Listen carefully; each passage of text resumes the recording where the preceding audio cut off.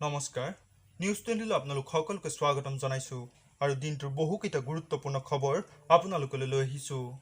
আজিৰ দিনটোৰ প্ৰথমটো খবৰ হ'ল লকডাউনৰ মাজতে নিশা গোলাঘাটত অঘটন। দুৰ্বৃত্তই ক্ষতি কৰিলে 6খনকৈ বিলাসী বাহন। গোলাঘাট নগৰৰ দুমহলীয়া গাড়ী স্থানত ৰখাই থোৱা 6খনকৈ গাড়ী কম বেছি পৰিমাণে ক্ষতি কৰে দুৰ্বৃত্তই। উল্লেখযোগ্য যে প্ৰত্যেক দিনাৰ দৰে স্বত্বাধিকাৰীসকলে নিজৰ নিজৰ গাড়ীসমূহ দুমহলীয়া গাড়ী স্থানটোত পাৰ্কিং কৰি ৰাখিছিল। ক্ষতি হোৱা 6খন গাড়ীৰ ভিতৰত 3খন ইন'ভা, 2খন ফৰ্চুনাৰ আৰু 1খন ইণ্ডিকা। ইতিমধ্যে আৰক্ষীয়ে বিষয়টোৰ ওপৰত তদন্ত আৰম্ভ কৰিছে। দিনটোৰ দ্বিতীয়টো খবৰ হ'ল ৰাজ্যত ভয়ানক ৰূপ ধাৰণ কৰিছে মাৰাত্মক কৰোনা ভাইৰাছে। শেহতীয়াকৈ 500 ঘৰ অতিক্ৰম কৰিব ধৰিছে কৰোনা আক্ৰান্ত সংখ্যাই। দেওবাৰে আক্ৰান্ত হোৱা মুঠ 735 জনৰ ভিতৰত 552 জন গুৱাহাটী মহানগৰীৰ। গুৱাহাটী মহানগৰীত লকডাউন চলি আছে যদিও দ্ৰুত হাৰত বৃদ্ধি পাইছে গণসংক্ৰমণ। গুৱাহাটী মহানগৰীত এই পৰ্যন্ত আক্ৰান্ত হোৱা মুঠ ৰোগীৰ সংখ্যা হ'ল 3293 গৰাকী। ৰাজ্যত 11736 গৰাকীলৈ বৃদ্ধি পাইছে কৰোনা আক্ৰান্ত সংখ্যা। অৱশ্যে আৰোগ্য হৈ ঘৰলৈ উভতিছে 7433 গৰাকী লোক। এই পৰ্যন্ত চিকিৎসাধীন হৈ থকা লোকৰ সংখ্যা হ'ল 4286 গৰাকী লোক। এই পৰ্যন্ত ৰাজ্যত মৃত্যু হৈছে 14 গৰাকী লোকৰ। দিনটোৰ তৃতীয়টো খবৰ হ'ল মহানগৰীৰ খুচুৰা শাক-পাচলিত দাম নিৰ্ধাৰণ কৰিছে প্ৰশাসনে। সোমবাৰ আৰু বুধবাৰে দিয়া হ'ব হোম ডেলিভাৰী। আগতে দেখিবলৈ পোৱা যায় যে বিশেষকৈ শাক-পাচলি অত্যাধিক দামত বিক্ৰী কৰা হয়। কিন্তু এইবাৰ প্ৰশাসনে নিৰ্ধাৰণ কৰা দামতহে শাক-পাচলি বিক্ৰী কৰিব পাৰিব ব্যৱসায়ীয়ে। সেই মৰ্মে জিকাৰ মূল্য প্ৰতি কেজিত 35 টকা, কোমোৰা মূল্য প্ৰতি কেজিত 30 টকা, পটল প্ৰতি কেজিত 30 টকা, লেচেৰা প্ৰতি কেজিত 40 টকা, তিতাকেৰেলা প্ৰতি কেজিত 40 টকা, ৰঙালাও প্ৰতি কেজিত 20 টকা, ভেন্দি প্ৰতি কেজিত 30 টকা, বন্ধাকবি প্ৰতি কেজিত 30 টকা, জলকীয়া প্ৰতি কেজিত 60 টকা, গাজৰ প্ৰতি কেজিত 90 টকা, বিন প্ৰতি কেজিত 90 টকা, ভোল প্ৰতি কেজিত 30 টকা, তিয়ঁহ প্ৰতি কেজিত 30 টকা, পানীলাও প্ৰতি কেজিত 35 টকা, কেঁচা মটৰ প্ৰতি কেজিত 85 টকা, কাজি নেমু এটা 3 টকাকৈ, বেঙেনা প্ৰতি কেজিত 40 টকা, ভাতকেৰেলা প্ৰতি কেজিত 46 টকা, এমুঠি ধনিয়া 5 টকা, কেপচিকাম প্ৰতি কেজিত 80 টকা, নতুন আলু প্ৰতি কেজিত 30 টকা, বিলাহী প্ৰতি কেজিত 50 টকা, ওলকবি প্ৰতি কেজিত 40 টকা আৰু কচু 40 টকা। আমি দেখুৱাই থকা তালিকাখন হৈছে মহানগৰীৰ শাক-পাচলিৰ মূল্য।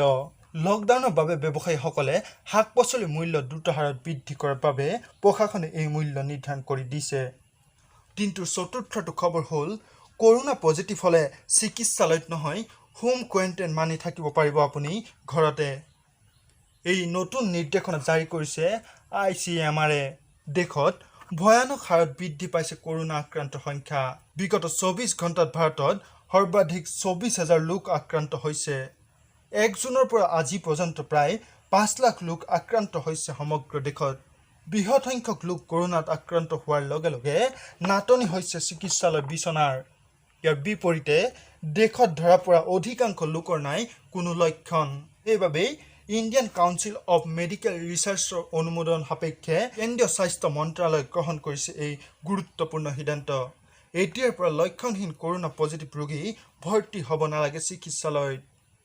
লক্ষণহীন ৰোগী থাকিব লাগিব কঠোৰ হোম কোৱাৰেণ্টাইনত। অৱশ্যে সকলো ৰোগীৰ বাবে প্ৰযোজ্য নহয় এই নিৰ্দেশনা। জটিল ৰোগত আক্ৰান্ত লোকৰ কৰোনা পজিটিভ ধৰা পৰিলে ভৰ্তি হ'ব লাগিব চিকিৎসালয়ত। HIV, অংগ সংৰোপণ, কৰ্কট ৰোগী হ'ব নোৱাৰিব হোম কোৱাৰেণ্টাইন। এইদৰে 60 বছৰ ঊৰ্ধ্বৰ লোকৰ ক্ষেত্ৰতো প্ৰযোজ্য নহয়। এই যে কৰোনা আক্ৰান্তসকল হোম কোৱাৰেণ্টাইনত থাকিব পাৰিব নে নোৱাৰে সেয়া চিকিৎসকে পৰীক্ষা কৰাৰ অন্ততহে নিৰ্ণয় কৰা হ'ব। হোম কোৱাৰেণ্টাইনত থকা ৰোগীসকলৰ লগত 24 ঘণ্টাই এগৰাকী পৰিচৰ্যা থকাটো বাধ্যতামূলক।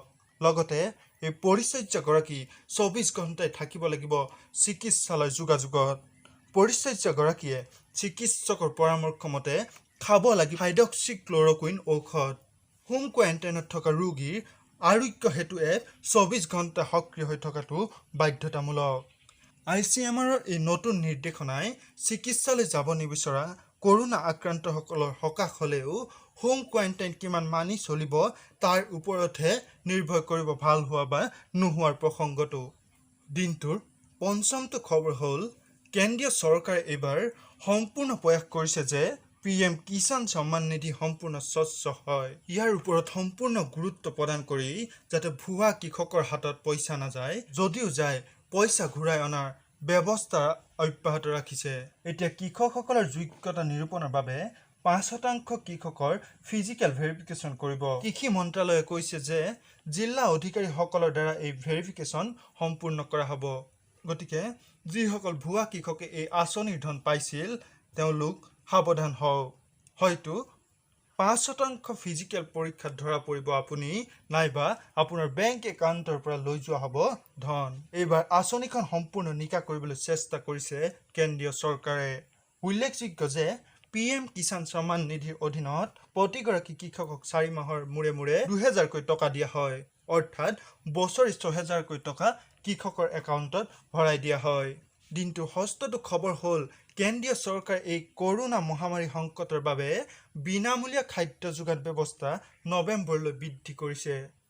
লগতে কেন্দ্ৰীয় চৰকাৰে কৈছে যে যিসকল লোকৰ ৰেচন কাৰ্ড নাই তেওঁলোককো 5 কেজি আটা অথবা চাউলৰ লগতে 1 কেজি দাইল দিয়াৰ ব্যৱস্থা কৰিব কেন্দ্ৰীয় চৰকাৰে।